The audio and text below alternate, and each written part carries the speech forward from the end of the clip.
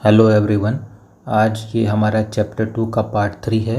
इसमें सेक्शन 19 से 28 तक कवर है और इसके साथ ही हमारा चैप्टर 2 जो कि है लाइसेंसिंग ऑफ मोटर व्हीकल्स ये ख़त्म हो जाएगा।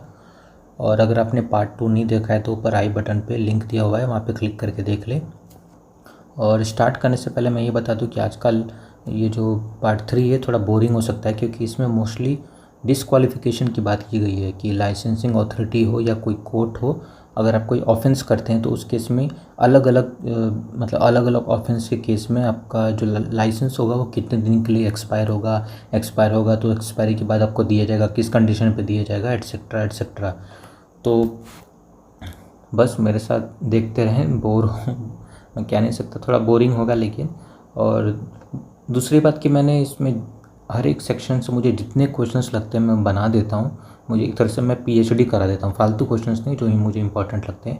तो इसके बाहर के कुछ क्वेश्चंस आए तो मुश्किल है, इम्पॉसिबल तो नहीं कहूँगा, मुश्किल है। ठीक है, तो क्वेश्चन नंबर 1 से स्टार्ट करते हैं। Which section of Motor Vehicle Act 1988 deals with the power of licensing authority to disqualify from holding a driving license or revoke such license? तो इसका आंसर है सेक्शन 19। सेक्शन 19 पावर करता है licensing authority को आपका licence disqualify करने के लिए या रिवोक करने के लिए on the basis of some condition, कोई ऑफेंस करते हो तब। तो इसका आंसर होगा सेक्शन 19। ये इंपॉर्टेंट है, आप याद रखना। नेक्स्ट है हमारा कि where a licence has been forwarded to the licensing authority under section 4 और सेक्शन 206। मतलब इस सेक्शन 206 से ये इंपॉर्टेंट है, आप याद रखना कि power of police officer to impound document. Police officer है आप, अगर उसने आपको कोई ऑफेंस करते हुए पकड़ा और उसने आपका लाइसेंस छीन लिया और उसने वो लाइसेंस छीन के लाइसेंसिंग अथॉरिटी को भेज दिया, फॉरवर्ड कर दिया, तो उस केस में द लाइसेंसिंग अथॉरिटी में डिस्क्वालीफाई सच पर्सन। उस केस में अगर लाइसेंसिंग अथॉरिटी को लगेगा कि आपने गड़बड़ी की है तो वो आपको डिस्क्वालीफाई कर सकती है फर्स्ट ऑफेंस के लिए और सेकेंड और सब्सिक्वेंट ऑफेंस के लिए कितने दिनों के लिए, ये पूछा गया यहाँ पे। तो इसका जो आंसर होगा वो होगा डी। फर्स्ट ऑफेंस के लिए आपको 3 मंथ्स के लिए लाइसेंसिंग अथॉरिटी आपका लाइसेंस जब्त कर लेगी, डिस्क्वालीफाई कर देगी। और सेकेंड या सब्सिक्वेंट ऑफेंस होता है तो उस केस में आपको रिवोक कर दिया जाएगा, डीएल। ये किस केस में है? जब पुलिस ऑफिसर लाइसेंसिंग अथॉरिटी को आपका लाइसेंस फॉरवर्ड करता है। ठीक है, कोई ऑफेंस आप क्रिएट करते हो सेक्शन 206 के तहत। तो ये आप याद रखना, इम्पॉर्टेंट है। नेक्स्ट है हमारा under section 19 the names of the holder of driving licence may be placed in the public domain for.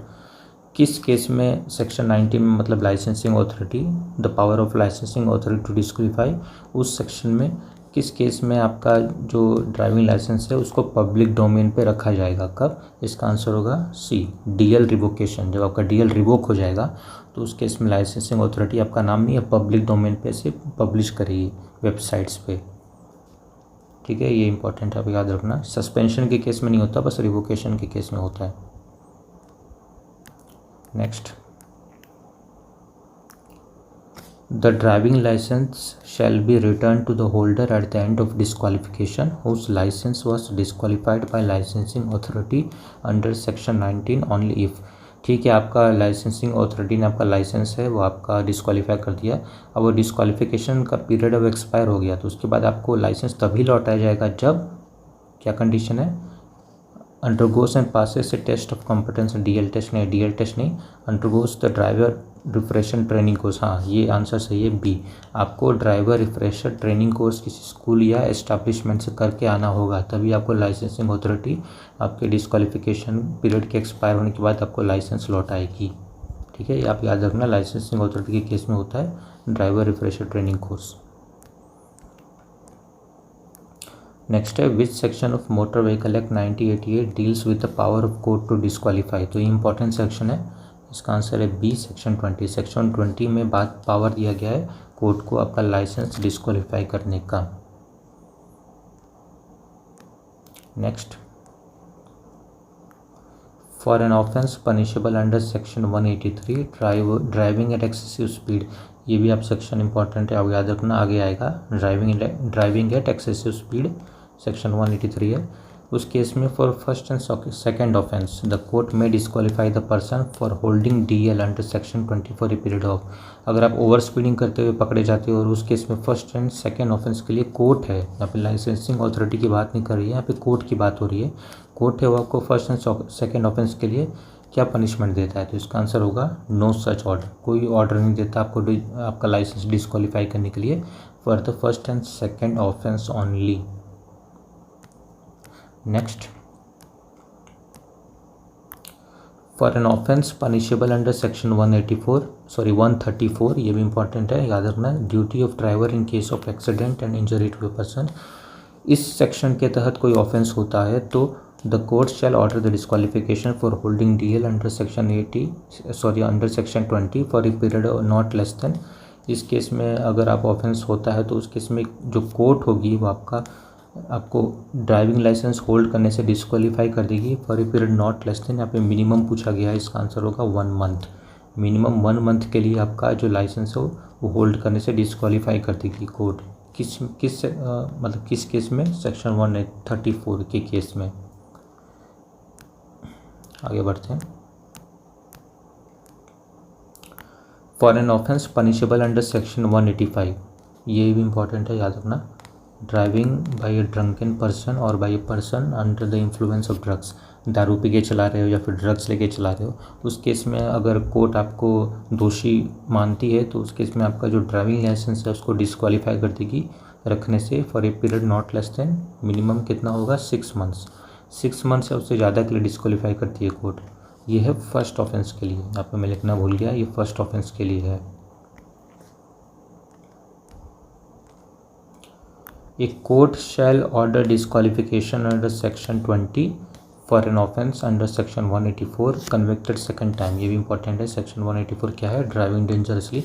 फिर है section 189 racing and trail of speeds and section 192 using vehicle without registration.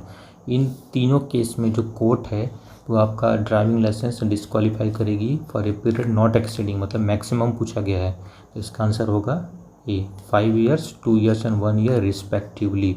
Section 184 के लिए 5 years, section 189 के लिए 2 years and section 192 के लिए 1 year maximum, उससे ज़्यादा का डिस्क्वालिफिकेशन नहीं दे सकती। और सेक्शन 184 में सेकंड टाइम कन्विक्टेड, उस फर्स्ट के लिए नहीं है ये। तो ये डेट आप याद रखना। और ये मैंने जितने भी यहाँ पे सेक्शन की बात की है वो सब इम्पॉर्टेंट है, मैंने फालतू सेक्शन की बात नहीं की है यहाँ पे। ठीक है, नेक्स्ट बढ़ते हैं आगे, ये थोड़ा लंबा है। A person who has been previously convicted under section 184, ठीक है, a case is registered by a police officer on the allegation that such person has by such dangerous driving caused death or grievous, ठीक है, आपने कोई dangerous driving की है, उस case में आप कन्विक्टेड हो और आपके ऊपर एक पुलिस केस कर दिया है पुलिस ऑफिसर ने कि आपने डेंजरसली ड्राइव करके किसी को ठोक दिया और जिसकी वजह से उसकी डेथ हो गई या ग्रीवियस हर्ट हो गई, तो उस केस में जो आपका DL है वो ऑटोमेटिकली सस्पेंड हो जाएगा। DL held by such person shall become suspended. इसमें ना कोर्ट को इंटरफेयर करने की ज़रूरत है, ना ही लाइसेंसिंग अथॉरिटी को। पुलिस ऑफिसर ने आपके ऊपर केस कर दिया है सेक्शन 184 के तहत इस केस में, तो आपका DL सस्पेंड हो जाएगा फॉर ए पीरियड, इसका आंसर होगा C, for a period of 6 months और इफ़ ही इज डिस्चार्ज और acquitted before the expiry of 6 months until such discharge और एक्विटल, मतलब 6 मंथ या फिर अगर उससे पहले आपके ऊपर जो केस हुआ है उससे आप डिस्चार्ज हो जाते हो तब तक, ठीक है, ये आप याद रखना। If a person is again convicted for an offence under section 185 driving by drunken person, ठीक है, हम लोगों ने पहले फर्स्ट ऑफेंस के लिए देखा था कि मिनिमम 6 मंथ्स के लिए होता है। अगर आप दारू पी के या ड्रग्स लेके पकड़े हुए जाते हो ड्राइव करते हुए, तो उस केस में जो कोर्ट है वो आपका ड्राइविंग लाइसेंस कैंसिल कर देगी। इस बार कोई सस्पेंशन नहीं, डायरेक्ट कैंसिल।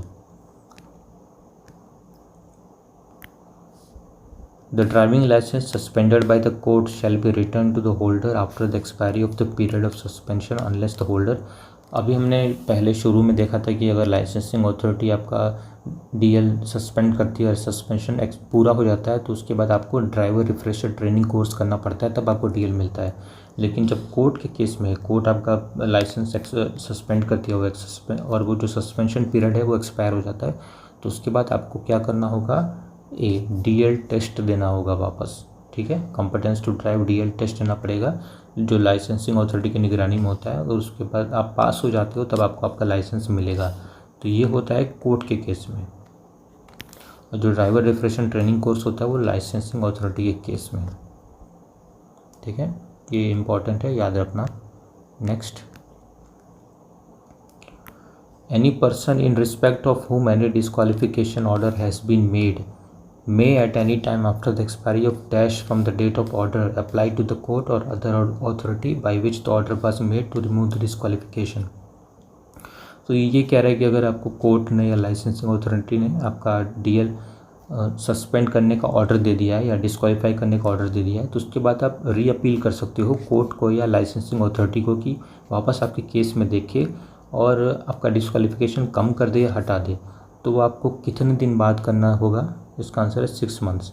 6 मंथ जब पहला ऑर्डर आ गया है आपका डिस्क्वालिफिकेशन का डीएल का, तो उसके 6 मंथ्स के बाद ही आप वापस अपील कर सकते हो, उसके पहले नहीं कर सकते। आपको 6 मंथ तक वेट करना ही पड़ेगा, ठीक है। Next, after the procedure as mentioned in the previous question, ठीक है, पुराने वाले क्वेश्चन के प्रोसीजर के हिसाब से, if the court or other authority refuses to cancel or vary any disqualification order, the second application shall not be entertain before the expiry of dash months from the date of such refusal. ठीक है, आपने आपके ऊपर court का या licensing authority का disqualification order आ गया, उसके बाद आपने 6 मंथ वेट किया, 6 मंथ के बाद आपने अपील किया तो उस टाइम कोर्ट ने या अथॉरिटी ने रिफ्यूज़ कर दिया है, बोल दिया कि नहीं हम कोई डिस्क्वालिफिकेशन में वेरी नहीं करेंगे या कैंसिल नहीं करेंगे, तो उसके बाद आप वापस री अपील कब कर सकते हो? मिनिमम आपको कितना दिन रुकना पड़ेगा? इसका आंसर है 3 months.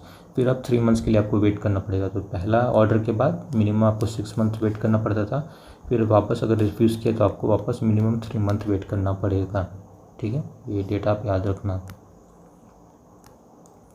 When any person is convicted of an offence under this Act and sentenced to imprisonment for a period exceeding dash, the court awarding the sentence shall endorse the fact of such sentence upon the DA। ठीक है, अगर आप कोई offence करते हो और उसमें आपको जेल हो जाती है, और जेल आपको यहाँ पे पूछा गया मिनिमम कितने टाइम के लिए होती है, मतलब होगी कि उसके लिए फिर आपका कुछ आप मतलब जो कोर्ट है वो ये चीज़ एंडोर्स करेगी आपके डीएल पे, आपके डीएल होगा उस पर ये बात एंडोर्स हो जाएगी कि आपने इतना दिन जेल काटा हुआ है, तो आपको कितने दिन मिनिमम जेल काटनी होगी? 3 मंथ्स। अगर आप 3 मंथ्स या उससे ज़्यादा का जेल काट के आते हो किसी ऑफेंस में, तो ये बात आपके डीएल पे एंडोर्स हो जाती है, सील लगा देती है कोर्ट, ठीक है। अगर सपोज़ कीजिए आप 1 मंथ का जेल काट के आते हो तो उस केस में नहीं लगाएगी, मिनिमम 3 मंथ। आई होप मैं समझा पाया। आगे बढ़ते हैं। Which section deals with national register of driving licence? तो इसका सिंपल आंसर है बी, सेक्शन 25A। ये 2019 में अमेंडमेंट में ऐड हुआ था, 25A national register of driving licence, ठीक है। स्टेटमेंट पढ़ते हैं, थोड़ा बड़ा है।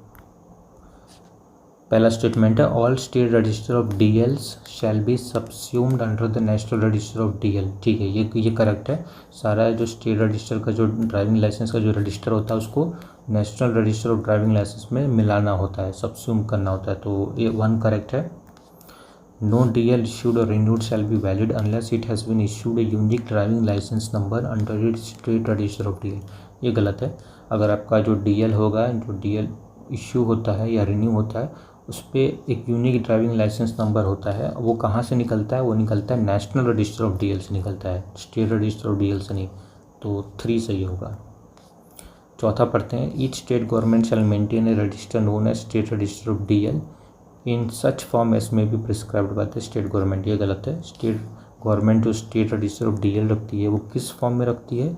जो कि सेंट्रल गवर्नमेंट स्पेसिफाई करे उस फॉर्म में रखती है, ना कि स्टेट गवर्नमेंट खुद से डिसाइड करती है कि किस फॉर्म में रखना है। ऑब्वियसली उसको नेशनल रजिस्टर में मिलाना है तो सेंट्रल गवर्नमेंट इस फॉर्म में बोली उसी में रखना होगा। तो आंसर हो जाएगा 1, 3 एंड 5। 1, 3 एंड 5 चेक करते हैं।